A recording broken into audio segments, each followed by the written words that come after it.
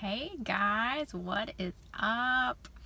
I wanted to make this video today. So this morning I was spending some time reflecting on how important it is to take time for yourself as a busy mom, especially now, because for me it's summer break, which means all three of my kids are home, which means it's much harder for me to get that me time. And when I don't, it becomes very stressful and I start taking it out on the kids. I start taking it out on my husband and everything. So I was remembering that this morning and recognizing that I haven't been taking as much time for myself just to breathe, and how important that is, So, I try to wake up before my kids so I can just have that, even if it's 30 minutes, where I can just have that time where I can just breathe and sit and, be alone with my thoughts and, reflect on life and everything like that.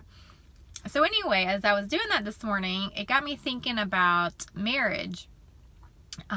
Because that is another thing that is so important, that we take time to spend on our marriage. And especially as mothers, we have a hard enough time taking time for ourselves, and then we also don't take the time for our marriage either, and it suffers. Our relationship starts to suffer because of that. And so I was thinking about that this morning, and I was thinking back on, the 15 years, almost 15 years that Chris and I have been married. And it's funny because we get people tell us, I swear, all the time, what a cute couple we are, and, how they just love our relationship, and we're such a cute little couple. And, and it's funny, always makes me laugh. But, of course, I appreciate it. But, they're only seeing one side of it, and our relationship is wonderful, but it's come a long way. It has not always been that way. 15 years, of course, you're going to have ups and downs, and the first probably, 5 or 6 years of our marriage was, it was rough. We had kids right away, and all of my focus went on my kids. I just was not, for whatever reason, I wasn't able to divide that attention up, and I spent all of my focus on them. I was a stay-at-home mom, so I was with them 24/7. When the boys were little, I did not have babysitters or anybody who watched them. I was so particular about leaving my kids. The few times that we did leave them, it was always with family. And so, we just didn't have that time together. I didn't have that time away from them. I was with them all the time, and I loved it. But I lost myself. And, our relationship suffered because of that. We just never had that time with each other, and even when we were together, we never really talked, unless it was something about the kids. So, there was a lack of communication. There was just not any kind of bonding time with us, and we struggled for a long time. I think we were both fortunate that we were determined to stay together, and neither one of us were willing to quit and just leave, which is sometimes what happens, because sometimes that seems like the easier thing to do at the time. It wasn't until my middle son, Joey, was probably about Stella's age, probably about 5, before we ever really started leaving them, and we started having, we started going out with friends, and we started hanging out together, and having dates. That's a long time to not do that. So it was probably like 7 years really that we went where we really just didn't date. Maybe once in a while, maybe once a year or something crazy. That was it. Really, we just did not leave our kids. We did not take the time to spend together. And it's crazy to think about that now, because, now we live for it. But you know, it was mostly me because I just had such a hard time. I used to suffer so bad with anxiety, and leaving my kids was a huge trigger for me, and I just had a hard time leaving them. And you know, now I am so much better about that. And you know, it's after having the third one, and you know, we do fine with leaving her. I mean, I still get the anxiety, but it's not like it used to be. But my point is that when we started kind of dating each other again is when our relationship turned around. And, you know, when we started taking that time for each other, and, you know, we're just together, we're just being ourselves. You know, it's not even necessarily having serious conversations, so I think those are important sometimes to have, but it's just us being us and being together and not constantly talking about the kids, and, you know, not worrying about the kids, and just having our relationship. And when we started doing that, our relationship started growing, and we became closer and closer, and, you know, we fall in love with each other all over again, all the time. And if you don't love your spouse more now than you did the day that you married them, then you're doing something wrong. And it's not a judgment, because I totally get that. And, you know, we went through that. But, I mean, the bond that we have together, the love that we have for each other is so strong now.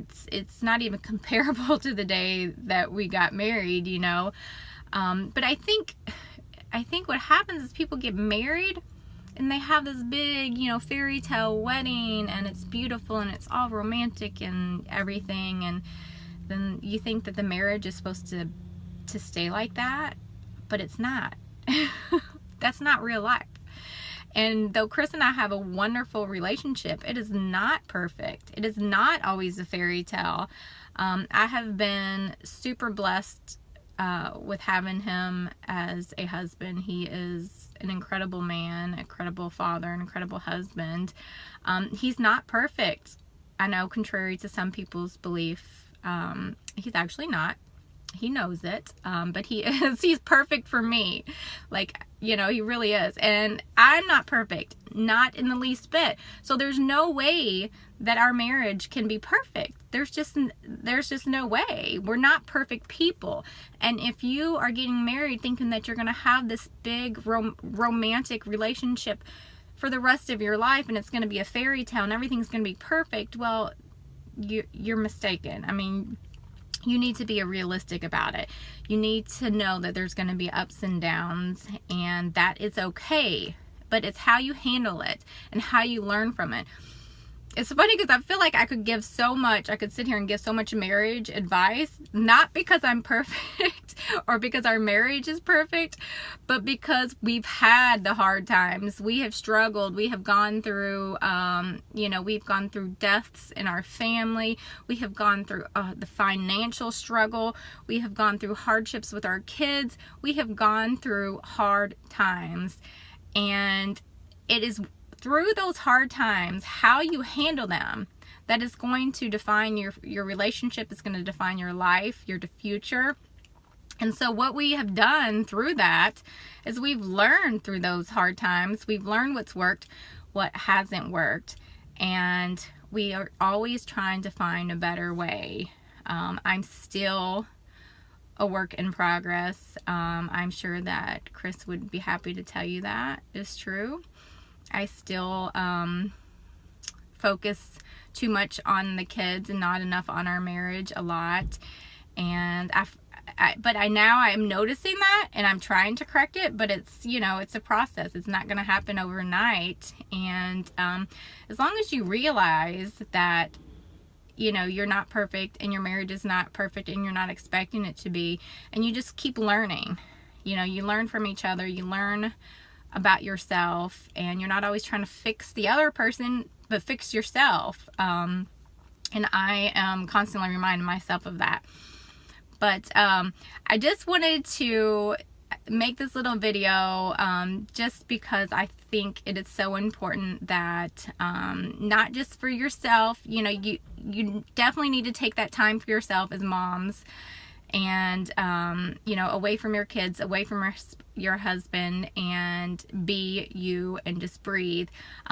But you also need to take the time to spend with your husband, with your spouse, and have that time together where it's just you two. Even if it's at home, you don't have a babysitter, put your kids to bed, but you got to turn the TV off. You got to put the phones away. You got to get off the internet, get off of Facebook, and just be with each other. Even if you're just sitting next to each other on the couch, you know, and doing nothing, you're together, and that is something. And it is so important that you do that on a regular basis. And I can't tell you how much our lives, our relationships has gotten better since we've been able to take those little getaways, which we did not do for probably, I don't know, 10 years at least of our marriage. First 10 years, we did not ever go away together. And, you know, we don't, you know, we're just now getting to the point where we can do it more often. But even if you can do it once a year, do you have that, you know, a weekend, you know, a little weekend away together, or overnight, or, you know, where you can just reconnect with each other. It's so important. It's important not to give up.